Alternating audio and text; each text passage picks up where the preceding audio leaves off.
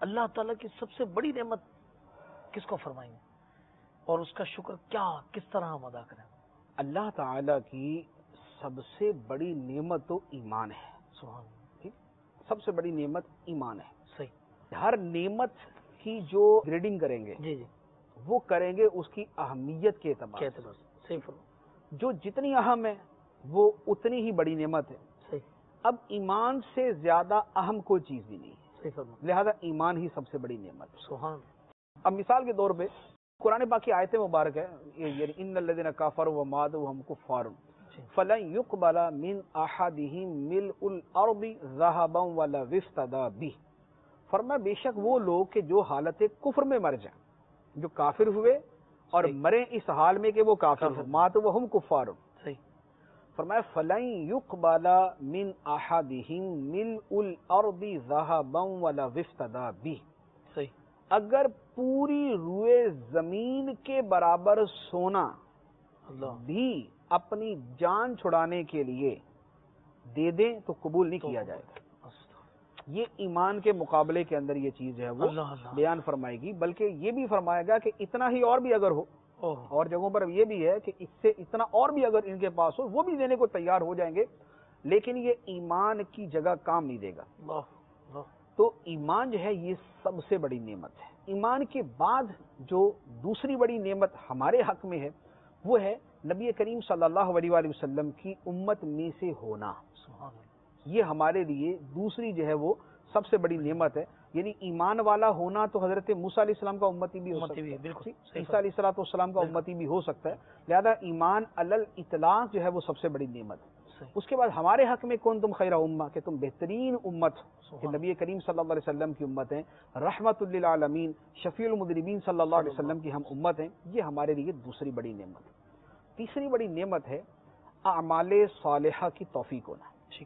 ایک آدمی اعمال صالحہ سے بالکل دور، فسق و فجور میں مشغول، شراب، بدکاری، گناہ، سود، جوا، کرپشن، دیگر سب کاموں میں مشغول ہے، سب چیزیں اس کے پاس ہے. اعمال صالحہ سے اگر وہ محروم ہے تو اس کی یہ دیگر نعمتیں جو ہیں یہ اس کو مردود کرنے والی ہیں. اس کو یعنی اس کی فراوانی مال کی کثرت اس کے پاس جو بھی ہے اس کو مردود کرنے والی. اور جو اعمال صالحہ والا ہے وہ بھلے غریب ہو، کمزور ہو، بیمار ہو، پریشان ہو، لیکن اللہ تعالیٰ نے اس کو نیکیوں کی توفیق دی ہوئی ہے، اور کسی حال کے اندر بھی وہ ان نیکیوں کی توفیق سے نیکیوں سے دور نہیں ہوتا. نعمت پہ شکر ہے، مصیبت پہ صبر ہے. تو اسے جو اللہ تعالیٰ نے نعمت عطا فرمائی ہے اعمال صالحہ کی توفیق، یہ سب سے بڑی نعمت ہے، کیونکہ یہ نعمت جنت میں داخل کرنے والی اور درجات بڑھانے والی ہے. اچھا، اس کے بعد چوتھے نمبر پر جو نعمت ہے وہ ہے عافیت. عافیت یہ ہے کہ بندہ جو ہے وہ مصائب کا شکار نہیں ہے، مصائب کا شکار نہیں. جیسے مثال کی طرف اس وقت ہم بیٹھے ہیں تو الحمدللہ ہم عافیت میں، الحمدللہ ہمیں ایسا وہ نہیں ہے کہ جناب ہمیں جناب اپنے بچوں کی وجہ سے اس وقت بڑی پریشانی کے اندر ہم مبتلا ہیں، ہم اپنی صحت کی وجہ سے کسی بڑی پریشانی میں مبتلا، ایسا نہیں. ہم عافیت کے اندر بیٹھے، اور دنیا میں اکثریت عافیت کے ساتھ ہوتی. صحیح فرما. یعنی بعض اوقات صرف ان کی پریشانی بے صبری ہوتی، بالکل، یعنی ان کی جو تکلیف یہ ہے کہ مالی تنگی ہے، کچھ بیماری ہے، یہ چیزیں جو ہے یہ زیادہ تر بے صبری کی وجہ سے ہوتی ہے. موسٹلی لوگ جو ہے عافیت میں ہوتے ہیں، یا کم از کم اکثر اوقات اور اکثر لمحات کے اندر لوگ عافیت کے اندر ہوتے ہیں. اسی لیے حدیث مبارک میں عافیت کا سوال کرنے کا فرمایا گیا، یعنی اس کا حکم دیا گیا صلی اللہ العافیہ، اللہ سے عافیت کا سوال کر. اور اس لیے وہ دعائیں جو ہیں ان کے اندر بھی اللہم انی اسألک العفو والعافیت، اے اللہ میں تجھ سے معافی کا سوال کرتا ہوں کہ تم مجھے معاف کر دے، اور میں تجھ سے عافیت کا سوال کرتا ہوں. اور ایک حدیث مبارک میں یہ بھی فرمایا گیا کہ ایمان کے بعد سب سے بڑی نعمت عافیت ہے، لہذا اللہ سے عافیت کا سوال کر.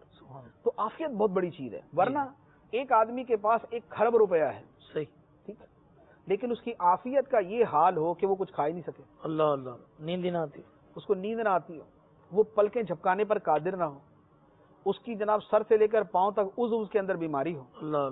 اب مال تو سارا موجود ہے لیکن عافیت نہیں ہے اس کو. تو لہذا عافیت جو ہے یہ سب سے بڑی نعمت ہے. پھر عافیت کے ساتھ پھر صحت اس کے ساتھ ہی ہے، یعنی صحت عافیت کے اندر ہی داخل ہو جاتی ہے، یعنی عافیت پریشانیوں کے اعتبار سے بھی ہے، صحت کے اعتبار سے بھی ہے۔ مال کا جو معاملہ ہے نا یہ سب کے بعد میں آتا ہے۔ مال جو ہے ایمان کے برابر تو نہیں ہو سکتا، نہیں ہو سکتا، بالکل نہیں ہو سکتا۔ مال جو ہے وہ سرکار اسلام کی امت میں ہونے کے برابر تو نہیں ہو سکتا، بالکل نہیں ہو سکتا۔ اور مال جو ہے وہ نیکیوں کے اعمال صالحہ کے برابر تو نہیں ہو سکتا، مال عافیت کے برابر تو نہیں ہو سکتا۔ اسی لیے وہ لوگ کہ جن کے پاس عافیت نہیں ہے مال ہے، وہ یہ کہتے ہیں کہ یا اللہ مال سارا لے لے لیکن ہمیں عافیت عطا فرما، ہمیں عافیت عطا فرما۔ جن کے پاس عافیت ہے مال نہیں ہے وہ سکھی ہیں، وہ سکون کے اندر ہے، وہ آرام کے اندر ہے۔ غریب ہے مگر سکون، غریب ہے عافیت کے ساتھ ہے، سکون کے اندر ہے۔ تو لہذا نعمتوں کی جس انداز میں ترتیب ہے ان کی فکر بھی اسی انداز میں ہونی چاہیے اور ان کا شکر بھی اسی انداز میں ادا کرنا چاہیے۔ نعمت ایمان پر اللہ تعالیٰ کا یعنی شکر اتنا ادا کریں کہ یعنی حقیقتاً تو ہمارا سر جو ہے وہ سجدے سے نہ اٹھے، کہ اللہ تعالیٰ نے ہمیں ایمان والوں کے گھر میں پیدا کیا، ہمیں ایمان کی دولت سے سرفراز فرمایا، ہم مومن ہیں، ورنہ ہم کسی کے گھر میں بھی پیدا ہو جاتے، ہمارا تو کوئی زور نہیں تھا، یا معاذ اللہ دل ہمارے کسی کا بگڑے اور وہ کسی اور طرف نکل جائے تو کیا ہے اس کا، لیکن اللہ تعالیٰ نے ہم پہ کرم فرمایا۔ اسی لیے اب آپ یہ دیکھیں، بلکہ ایک اور چیز میرے ذہن میں آئی، ہر نماز کے اندر، ہر نماز میں اب کیا دعا مانگتے ہیں؟ اہدنا الصراط المستقیم، ٹھیک، ربی جعلنی مقیم الصلاۃ واجب نہیں ہے، صحیح، مانگ لے تو بھی ٹھیک ہے، نہ مانگے تو بھی نماز ہو جائے گی، ٹھیک ہے، یہ واجب ہے، بالکل، یہ وہ دعا ہے جو واجب ہے، اہدنا الصراط المستقیم، اے اللہ ہمیں سیدھے راستے پر ہی چلا کے رکھنا، سبحان اللہ، کہ ہم سیدھے راستے پر ہی چلیں۔ یہ اس کی اہمیت تھی جسے ہر نماز کے اندر فرض ہے، واجب ہے، سنت ہے، نفل ہے، سب کے اندر اللہ تعالیٰ نے شامل فرما دیا۔ تو ایمان سب سے بڑی نعمت ہے، پھر ترتیب جس طرح میں نے عرض کیا وہ بنی۔